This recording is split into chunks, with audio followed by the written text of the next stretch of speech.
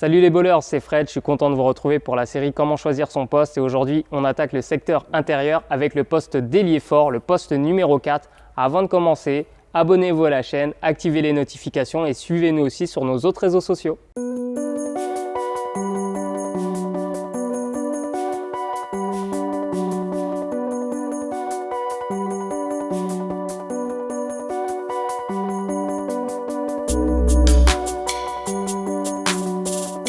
Membre du secteur intérieur avec le pivot, l'ailier fort ou poste 4 peut avoir l'aisance technique d'un petit ailier avec le corps ou la taille d'un pivot. Dans l'idéal, l'ailier fort doit être capable d'attaquer le panier de face en ayant un bon tir à mi-distance voire à 3 points, mais aussi avoir une panoplie technique complète près du cercle, comme un pivot. Un bon ailier fort est censé maîtriser des moves de finition tels que le hook shot, le dream shake ou le up and under, des moves qu'on vous décortiquera prochainement sur la chaîne. En attaque, l'ailier fort est souvent coordonné avec le pivot. Il commence généralement ses actions soit en tête de raquette, soit au poste bas. Il est amené à réaliser de nombreux écrans pour les joueurs extérieurs, qu'ils soient porteurs ou non porteurs de balles, afin de créer des espaces à exploiter en attaque. C'est aussi un joueur qui est énormément sollicité pour les pick and roll ou les pick and pop, qui sont des écrans sur le porteur de balle, donc il se doit d'être mobile, attentif et exploiter chaque opportunité de marquer des paniers faciles. Dans le basket moderne, notamment en NBA, l'ailier fort ne doit pas hésiter à espacer le jeu en se retrouvant régulièrement derrière la ligne de 3 points, tout en étant capable de sanctionner de loin.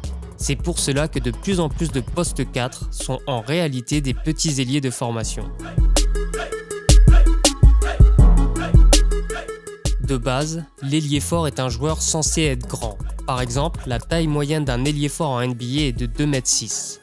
Mais vu que le poste 4 a évolué au fil du temps et qu'il est de plus en plus tourné vers le jeu extérieur, il n'est pas rare de retrouver des joueurs dépassant à peine les 2 mètres à cette position, voire moins comme Draymond Green, mesuré officiellement à 1,98 m. Au niveau amateur, les joueurs mesurant plus d'1,90 m sont presque automatiquement désignés intérieurs.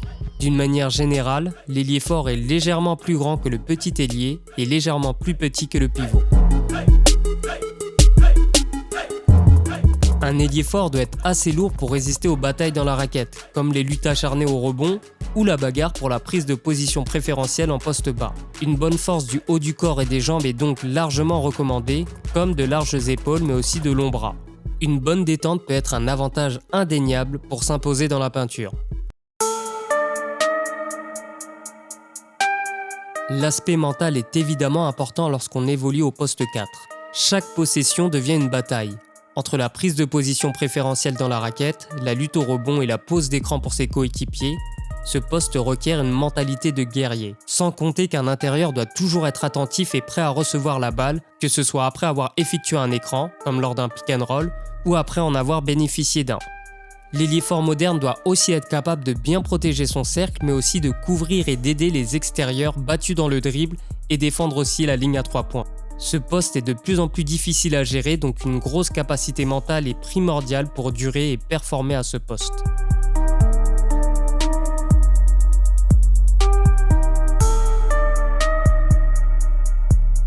Le technicien est un ailier fort pas forcément rapide ni costaud, mais dont les fondamentaux sont largement au-dessus de la moyenne. Il s'agit d'un ailier fort qui domine offensivement grâce à une panoplie technique hyper complète et quasiment impossible à défendre. Le technicien est un ailier fort qui inscrit généralement la majorité de ses points dans la raquette, même s'il est capable de tirer de loin. Les exemples de techniciens sont Tim Duncan, Pau Gasol ou encore Luis Scola.